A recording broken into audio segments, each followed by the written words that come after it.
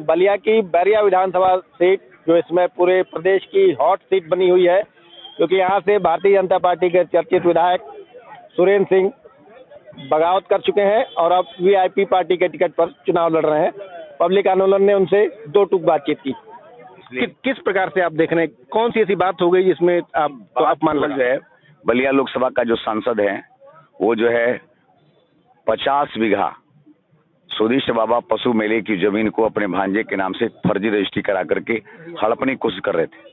मैंने उसका दमपूर्वक विरोध किया, खूब बढ़िया से विरोध किया। उस व्यक्ति को कब्जा होने नहीं दिया। मेरा टिकट कटने और कटवाने में स्थानीय सांसद वीरेंद्र सिंह मस्त कहाँ थे? क्या सिर्फ यही एक वजह रही है जमीन पे कब्जा वाली? आप समय समय पे चर्चित बयान देते रहे हैं, अब जो पार्टी के नेतृत्व को नागवार गुजरा कहीं न कहीं। देखिए, ये तो शीर्ष नेतृत्व समझे, लेकिन मैं पैर छू करके और जूता छू करके और मौन रह करके राजनीति करने का स्वभाव का नहीं हूँ। इसलिए कि मैं गर्व से कहता हूं कि मैं सवर्ण कुल का बालक हूं, उसमें भी क्षत्रिय बालक हूं। तो क्षत्रिय बालक कभी ब्राह्मणों का पैर छू सकता है? पहले आपके बारे में कहा जा रहा था कि आप निर्दल लड़ने जा रहे हैं, फिर आपने वीआईपी पार्टी पकड़ी जो इस प्रदेश की भी नहीं है, दूसरे प्रदेश की पार्टी है। अरे किसी प्रदेश को, देश की है ना पार्टी। आप जानते हैं कि भगवान राम को नौका से पार होना पड़ा था तो सहयोग लेना पड़ा था अपने साथ। तो मैंने सोचा कि भाई इस कलयुग के निषाद राज के माध्यम से ही गंगा की बैतरणी में गंगा पार करूं, क्योंकि लंकेशों को 2 लंकेशों को यहाँ परास्त करना है। एक लाल पगड़ी भारतीय जनता पार्टी के लोग नारा लगा रहे हैं कि जो राम को लाए हैं हम उनको लाएंगे। तो राम को लाए हैं तो राम को निषाद राज लाए थे। हम फिर जो है ये कलयुग के राम को लेकर के फिर निषाद राज चले हैं। आप देख लीजिएगा कि राम राज्य की संकल्पना की शुरुआत भी नाव से हुई थी, और हो सकता है कि इस महामानव मुकेश सहनी जी के चिंतन के आधार पर हो सकता है कि हम सबका सहयोग मिले और एक मार्ग बनेगा, और वास्तव में राम राज्य जाने की संकल्पना को हम लोग साकार करने का प्रयास करेंगे। और परमात्मा के हाथ में कि क्या होगा नहीं होगा।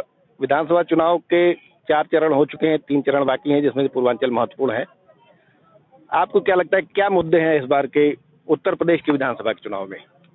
देखिए पत्रकार जी, मैं तो बहुत प्रदेश स्तर का नेता नहीं हूँ, और आपको पूरे देश भर में लोग देख रहे हैं, बैरिया सीट पे सबकी निगाह है, देख रहे हैं। लेकिन मैं अभी फिलहाल अपने को बलिया जनपद तक की बात मैं कह सकता हूँ।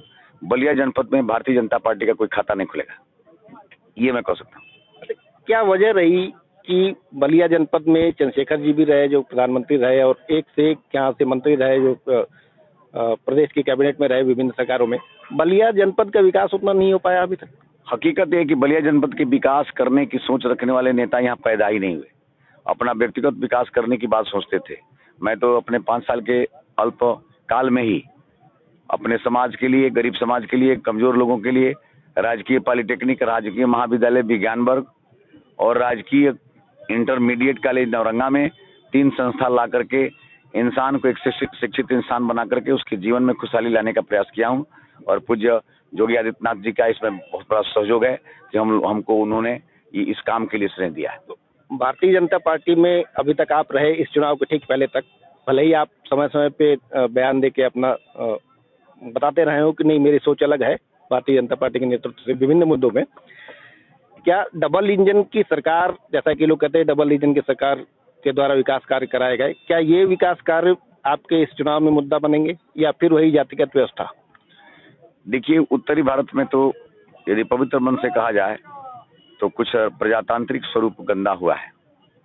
अच्छाई बुराई का मतलब नहीं है। नहीं तो राजनीति विषय तो मैं तो जरूर सौभाग्यशाली व्यक्ति हूँ कि मैं अपने विधानसभा क्षेत्र में जाति बंधन तोड़ चुका हूँ। हमको यादव समाज के भी बंधु वोट दे रहे हैं, हमको मुस्लिम भाई भी वोट दे रहे हैं, हमको दलित भाई भी वोट दे रहे हैं। हो सकता है कि इस बार नया सेवा के बल पर, संस्कार के बल पर और चरित्र के बल पर राजनीति करने का जो एक संकल्पना जीवन में लोग सोचते थे, उसका शुरुआत मैं बैरिया विधानसभा से करने जा रहा हूँ। एक सवाल ये है कि अगर किसी पार्टी का बहुमत नहीं आता है 10 मार्च के बाद, तो क्या सुरेंद्र सिंह जो भारतीय जनता पार्टी से बगावत करके दूसरी पार्टी से चुनाव लड़े हैं, क्या भारतीय जनता पार्टी के पक्ष में फिर दोबारा जा सकते हैं?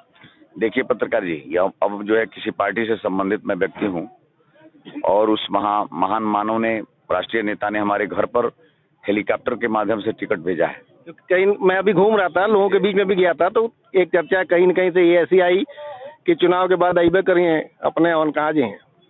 देखिए, मैं फिर वही बात कर रहा हूँ कि शिवा और राणा के वंशज कभी विश्वासघाती नहीं होते।